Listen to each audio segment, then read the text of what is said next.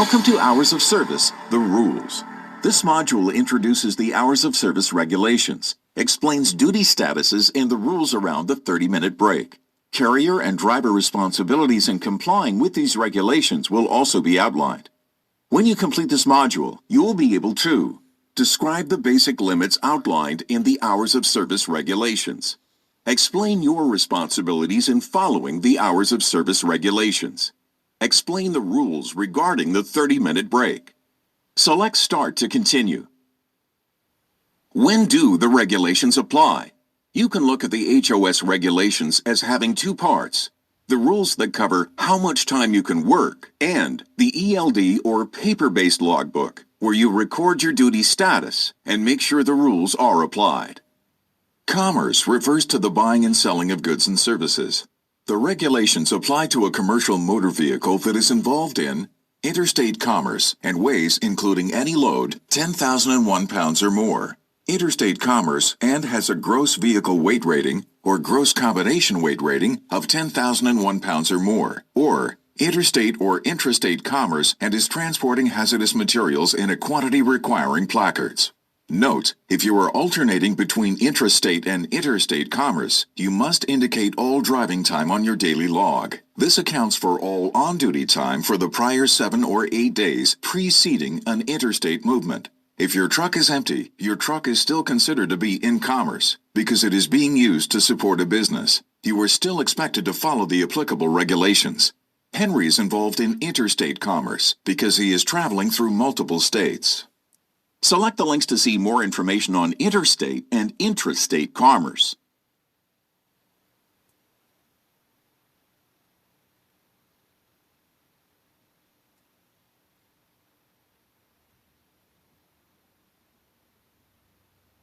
Daily log responsibilities. Driver, you and Henry must enter all required information in the record of duty status and certify that it's accurate. In addition, you must keep any supporting documents, bills of lading, trip records, expense receipts, etc. Have current daily logs and all logs for the preceding 7 days, a total of 8 days. Be able to provide these logs to an inspector upon request. Send each original daily log and all supporting documents to the carrier's home terminal within 13 days of completing it. Notify the carrier of ELD malfunctions within 24 hours and take the appropriate actions to remain compliant. Carrier, James must keep all daily logs and supporting documents readily available for inspection for at least 6 months. He also makes sure that all company drivers and owner-operators comply with the regulations. The driver has a copy of the daily logs for the preceding 7 days and the current day's log. The current log must be completed up to the last change in the driver's duty status. He provides training and documentation for ELDs and addresses any device malfunctions. Select the link to see your responsibilities when you work for multiple carriers in a single 24-hour period. When you work for more than one motor carrier during a 24-hour period, you must make extra copies and give a copy of your log to each motor carrier. The log must include all duty time for the entire 24-hour period, the name of each carrier you worked for during the 24-hour period, and the start and end time, including AM or PM, worked for each carrier. Electronic log responsibilities. Driver, in addition to your general daily log responsibilities, you and Henry have additional responsibilities regarding the use of an ELD. You must know how to correctly operate the unit to do the following: log in. Respond to unassigned driver hours in the ELD records. Record duty status changes. Edit and annotate records. Certify records to indicate they are complete and accurate. Access, review, and transfer ELD data. You must also keep ELD user instructions and supplies in your vehicle. Carrier. Carriers must provide training as well as ELD user instructions and supplies for each driver to carry in their vehicle. Carriers must retain the original ELD logs for at least 6 months, along with the associated supporting documents. The ELD information must be securely stored to protect the driver's privacy. Carriers must provide the driver access to those records upon request for 6 months. Select the links to see more information about electronic log responsibilities. Login. You must have only one driver account with a carrier with a unique identification number and password. If you are an owner-operator, you must have a single account as a driver and a separate account for administrative functions, setting up user accounts, etc. Respond to unassigned driver hours. When there are hours recorded in the ELD that are not assigned to a duty status, make sure you review this time and add it to your record of duty status, or add a note to explain that the unassigned hours are not yours. Record duty status changes. The ELD will automatically switch to driving status once the vehicle is moving.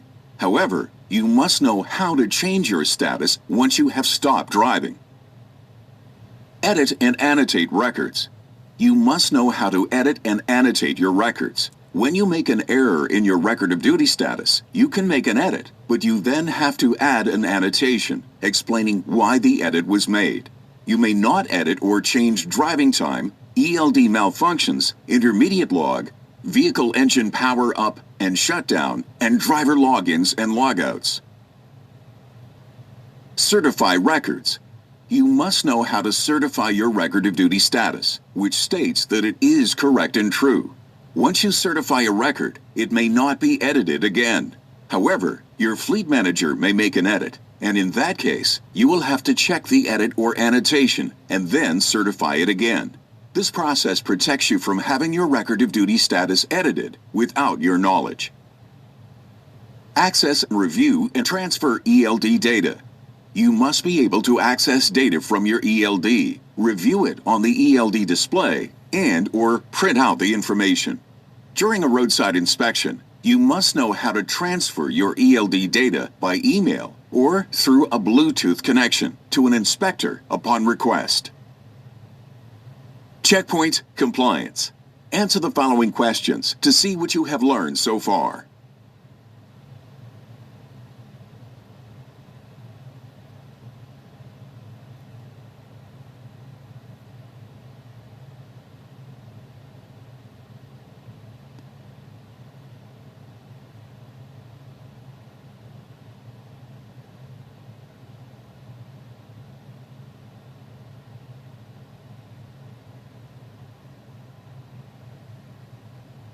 ELD mandatory items. You are required to keep ELD user instructions and supplies in your vehicle, which your carrier must provide.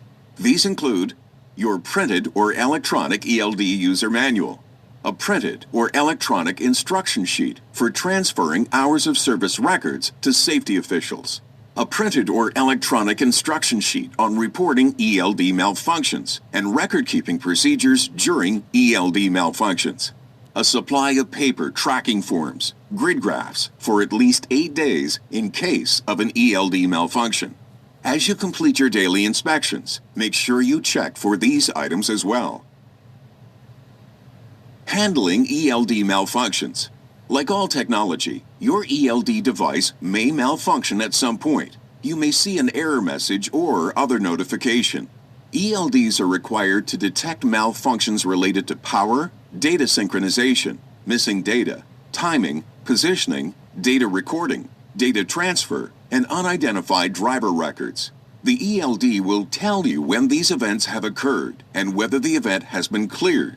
Always follow the ELD manufacturer's guidelines on how to resolve these events and notify your carrier when you are unable to do this. Your carrier is responsible for correcting an ELD malfunction, but it is your responsibility to report it in writing within 24 hours. When your ELD malfunctions, always refer to your carrier's instruction sheet on the specific procedures to follow. In the United States, these procedures must include the following. Document the malfunction. Use the process your company is following. Immediately reconstruct the record of duty status for the current 24-hour period and the previous 7 consecutive days. Note, in Canada, you are required to have 14 days worth of previous logs. Continue to log your time manually using paper logs until the ELD is serviced and back in compliance. Note, if you receive a new ELD, Make sure you have the records of duty status for the last 7 days and the current period loaded onto the device, or keep your paper records for that period. Important, you may only use a paper log, that is, a log that is recorded manually, for no more than 8 days after the malfunction or risk being placed out of service. You may only do this once in a 30-day period. Supporting documents. In both Canada and the United States, you are required to keep in paper or digital form all supporting documents generated during the regular course of business. However, there are specific rules about these documents in the United States. These documents can include bills of lading or schedules with the starting and ending location for each trip, dispatch or trip records, expense receipts for meals, lodging, fuel, etc., fleet management system communication records, payroll records or settlement sheets. The documents must include your name, the date, your location, and the time so that they verify your record of duty status. Note, when you are keeping paper logs, you must also keep toll receipts. Tip: use an organizer to keep your supporting documents for each trip. This makes it easier for you to submit them. Checkpoint ELDs. Answer the following questions to see what you have learned so far.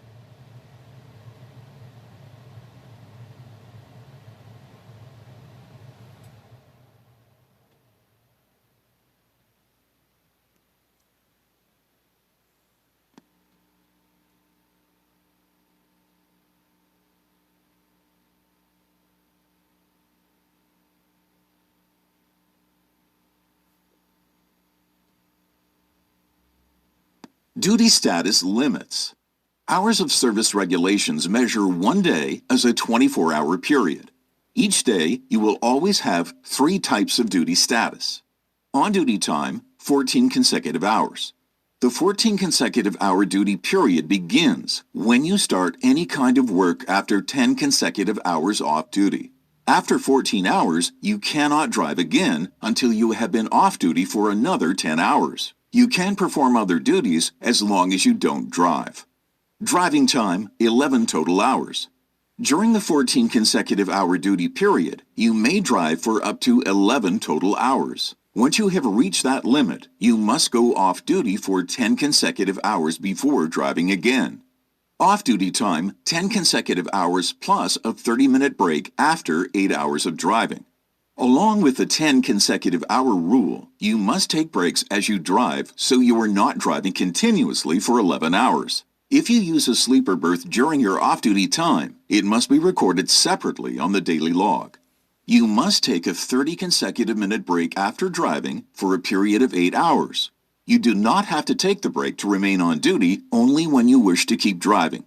Note, the 30-minute break can be satisfied by any non-driving period of 30 minutes, including off-duty, sleeper berth, or on-duty time. You may take your off-duty time in a parked commercial motor vehicle. The 30-minute break cannot be less than 30 minutes. It must be included in the 14 consecutive hour duty period and cannot be added on afterward. On-duty activities. Sometimes Henry logs his time under the wrong status when he's waiting at a dock or waiting for a roadside repair. On-duty time means all time from when you begin to work or are required to be in readiness to work until the time you are relieved from work and all responsibility for performing work. In order for time to be considered off-duty, you and Henry must be free to pursue activities of your own choosing and be able to leave the place where your vehicle is parked. On-duty activities include vehicle inspections, vehicle care and maintenance, waiting for dispatch, loading and unloading, traveling as a passenger, performing other work, drug and alcohol testing, and the 30-minute break. Select each button to see more details about what is considered an on-duty activity. Checkpoint duty status. On-duty activities. Sometimes Henry logs his vehicle inspection activities include inspecting the vehicle, checking the vehicle's load securement, waiting for a vehicle or load to be inspected at a customs office or roadside weigh station. Vehicle care and maintenance activities include starting the vehicle, repairing a truck or trailer yourself or waiting for repairs, obtaining roadside assistance, attending a disabled commercial motor vehicle while waiting for assistance, washing the vehicle or waiting while it is washed. Waiting activities include waiting to be dispatched from the carrier's terminal, waiting to be dispatched at a shipper or receiver's property, plant, terminal, facility, or on any other public property, unless your carrier has relieved you from duty. Loading and unloading activities include loading or unloading the vehicle yourself, supervising the loading or unloading of your vehicle, remaining in readiness to operate the vehicle, giving or receiving receipts for loaded or unloaded shipments. When you travel as a passenger in a commercial motor vehicle, it is considered on-duty time, unless you are a member of a team using the sleeper berth exception. Other work activities include performing any work for the carrier or a driver employed by the carrier, such as giving or receiving training or driving a company car. Performing any work for any person who is not a carrier, such as a part-time job in a restaurant. Drug and alcohol testing activities include all time spent providing a breath, saliva, or urine sample for drug or alcohol testing, including travel to and from the collection site. When you take a break from driving that is at least 30 minutes, you may perform on-duty activities as long as you are not driving. Checkpoint Duty Status. Answer the following questions to see what you have learned so far.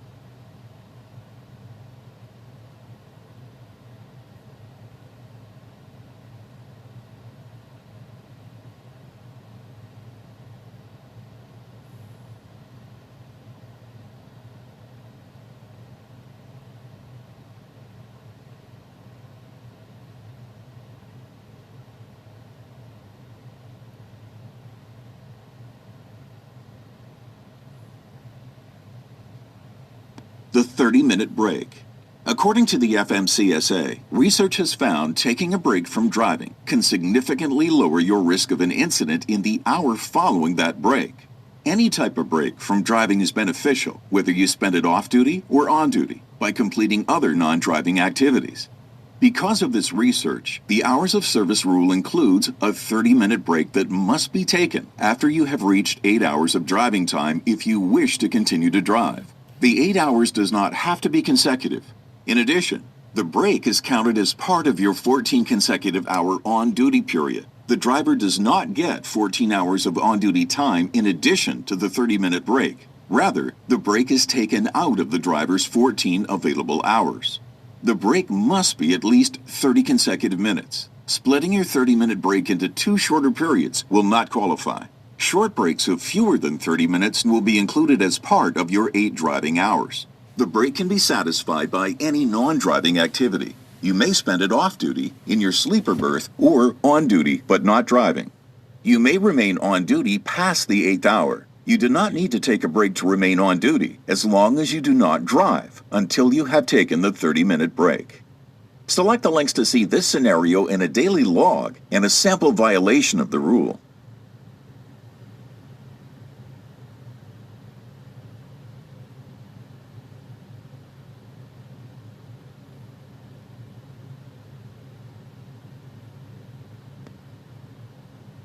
In this example, the driver should have taken a 30-minute break 15 minutes earlier. The 15-minute break the driver took after 4 hours of driving does not qualify as a break because it is fewer than 30 consecutive minutes.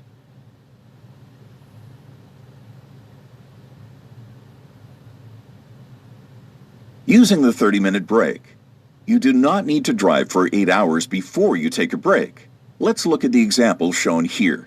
Henry spends 1 hour loading at the beginning of the day and has a 10-hour drive ahead. He takes a break after 5 hours of driving. Henry chooses to go off duty for 30 minutes, but he has the option to use this time to complete other on-duty activities. After the break, he continues driving for another 5 hours. He spends 2.5 hours unloading before going off duty again. Note, it is important to remember that if Henry takes a break too early in his duty period, he will need to take 2 30-minute breaks. Select the links to see the daily log for this example and to see an example where Henry has to take 2 30-minute breaks.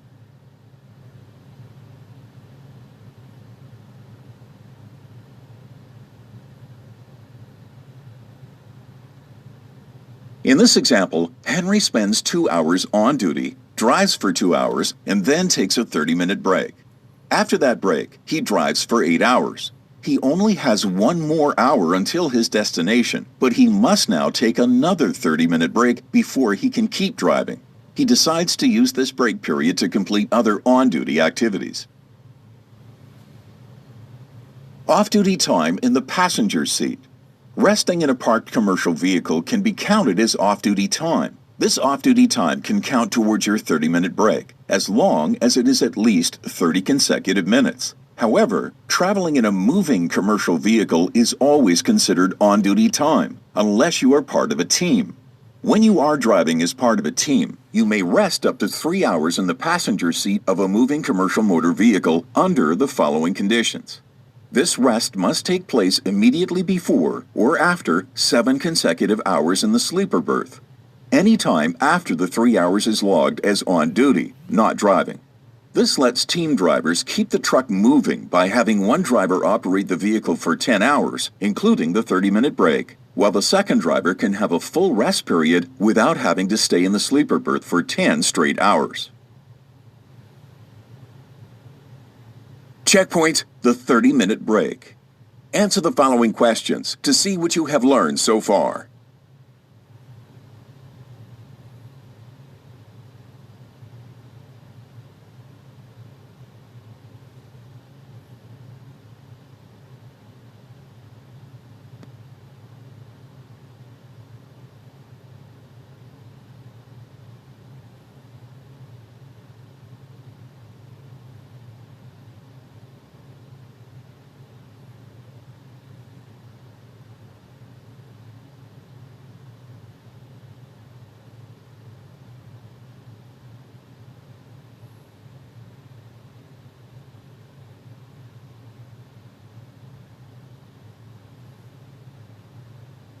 Module Review Hours of Service Rules. In this module, you learned the regulations have 2 basic parts: the rules that cover how much time you can work, and the ELD or paper-based logbook where you record your duty status. When you are involved in interstate commerce or transporting hazardous materials, you must follow the regulations. The record of duty status contains 3 major parts: driver and carrier information, the duty status grid, and remarks. The 4 duty statuses included in the duty status grid are on duty, driving, off duty, and sleeper berth time. Drivers have a 14 consecutive hour duty period that begins after 10 consecutive hours off duty. During that time, you may drive for 11 hours with a minimum 30-minute break. You must take a break after 8 hours of driving time if you wish to continue to drive, but you can also take one sooner. You can satisfy your break requirement with any non-driving activity, including other on-duty activities. Drivers must make sure they log their on-duty and off-duty time properly. There are a number of on-duty activities that include, but are not limited to, any waiting, loading, traveling as a passenger, repairing or waiting for assistance, or even participating in giving or receiving training or providing specimens for a drug or alcohol test. Drivers must ensure that they assume any unassigned driving time by following their ELD prompts, keep their logs current up to the last change of duty status, and keep supporting documents on hand. These documents must be provided to the carrier within 13 days. The driver must be able to produce the records of duty status for the current day and the previous 7 days when an inspector requests them.